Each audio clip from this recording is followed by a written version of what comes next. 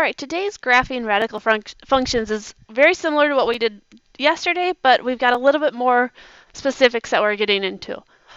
So, copy your title page and update your table of contents. And then there's a large section that you should copy into your interactive notebooks today, as well as some graphs down here. And then we have a point of discontinuity.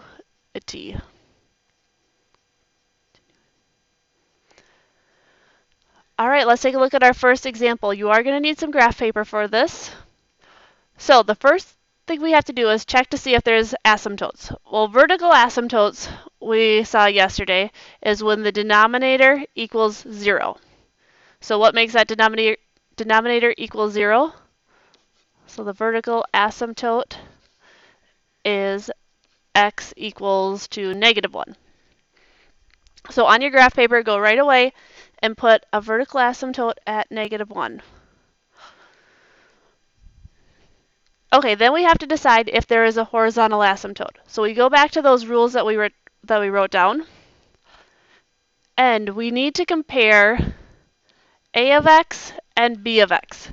A of x is the top, b of x is the bottom. And we're looking at the degree of this. So the degree is the highest exponent that it has. So the degree of the top is 3. The degree of the bottom is 1. So A is greater than B. Okay, go back to our notes. Which one has it? A is greater than B? And that's this first one. So that says there are no horizontal asymptotes. So we do not need to draw a horizontal asymptote.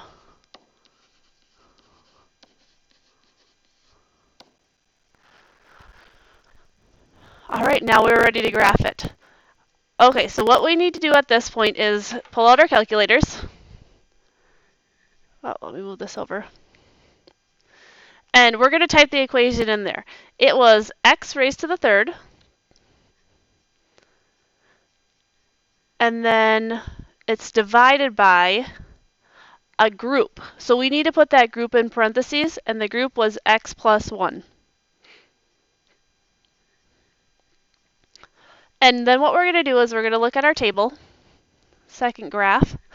Oh, I need to reset my table. To do so, I'm going to go to second window and start my table at 0. And now I can go back to second graph. And I'm just going to plot these points.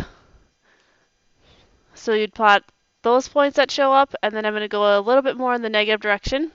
And we see here at -1, it shows that there is an error, because that's where our asymptote is. So go ahead and plot all those points on your graph.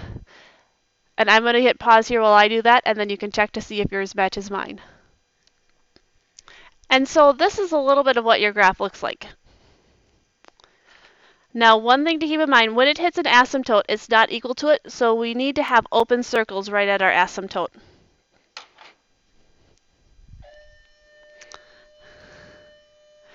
Okay, and the last thing that you can do is you can check it on your calculator. Now, when I put it in my calculator throws in a weird line right there and a real weird line right there. You need to make sure that you know that those are not actually part of the graph. It's just having trouble with the asymptote. Calculators do have a little bit of trouble with that. So there's our graph. And now there's one for you to try on the left.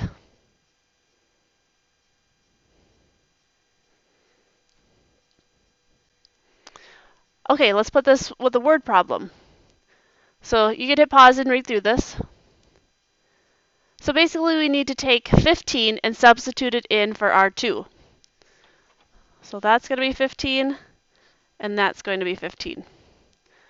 So R equals 30R1 over R1 plus 15. And we need to graph that. Well, we have to decide if we've got vertical asymptotes and if we have horizontal asymptotes. So we'll start with our vertical asymptotes. When does the denominator equal 0? So that is when x equals -15. Then we need to decide if we have horizontal asymptotes. So we check the degree of the first one, so that is exponent. The highest exponent is a 1. Degree of the second one, highest exponent is 1. So now we go back and we look at that table again from the beginning. This one right here says they are equal. So then what we have to do is the leading coefficients of A divided by the leading coefficient of B. A coefficient is a number in front of the variable. So that means we need to take 30 divided by 1. So our horizontal asymptote is y equals 30 divided by 1, or just 30. Okay, this time on our graph paper, we probably should maybe go by tens here. So go ahead and hit pause and just number your paper 10 in every direction. Okay, now we can draw in our asymptotes. We have one at negative 15, and we have one at 30.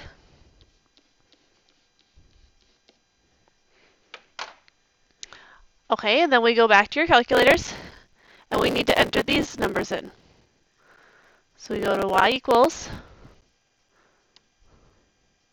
and this time we do 30 x for R1 divided by x plus 15. Make sure you put that in parentheses so that you recognize that it is a whole group. All right, then you can go to your table.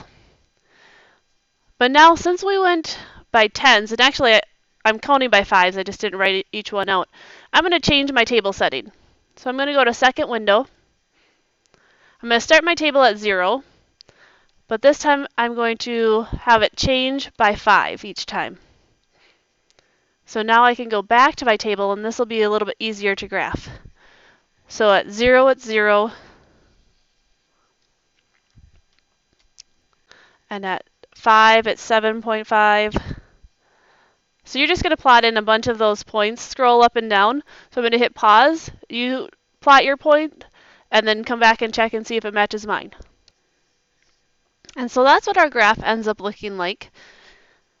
And on the grid that I gave, it doesn't get anywhere close to our asymptotes. All right, so now the next question is asking us for our R-intercept. Okay, well, keep in mind back here, what does R-intercept mean? Well, instead of it being a y equals equation, it was an R equals equation. So what it's looking for is the y-intercept. Okay, so it looks like it's at 0. Not always will it be that obvious though. So this is what we would do if it's not obvious. So we'd write out our equation, and we have to know when does that equal 0. Okay, well this is like over 1, cross multiply and divide. So 30R1 equals 0 times R1 plus 15. Well, this section right here just becomes 0. Well, I'll divide by 30, and R1 equals 0.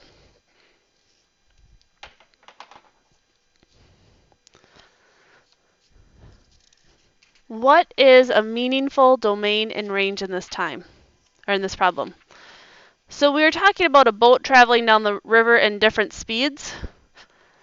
So in this case, and just remember we have this asymptote right here. This graph doesn't show that.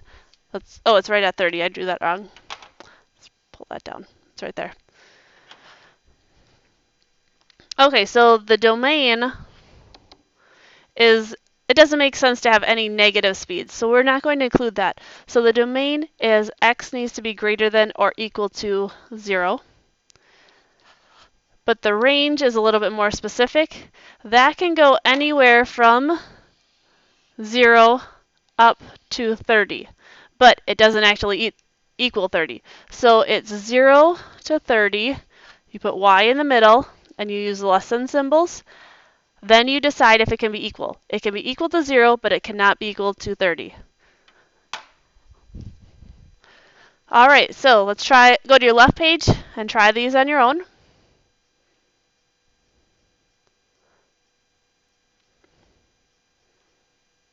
And there are the answers for it.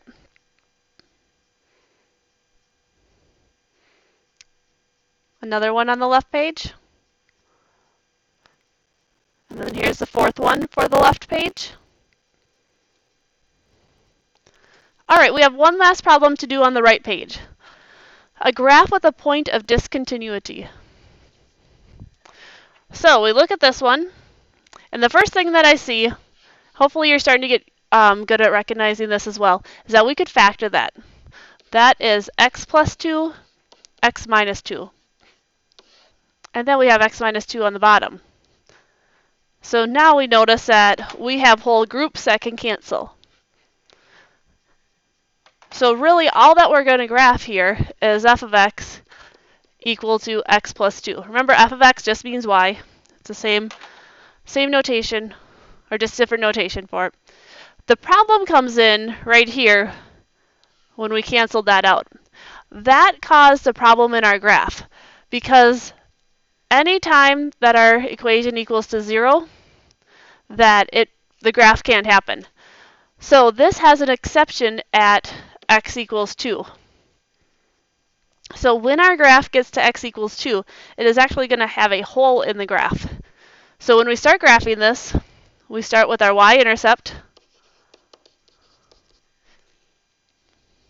and then we have a slope of 1. So we go up 1 over 1. But here's where we hit 2. 2 is not going to work, so we're going to put an open circle. And then we can fill in the rest of the dots. Okay, that's enough. And this is what our graph looks like.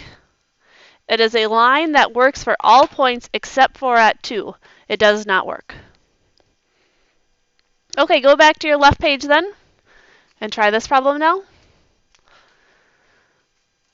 And then that is the end of our lesson today. So you can write your questions and summaries and let me know if you have any questions when you get to class.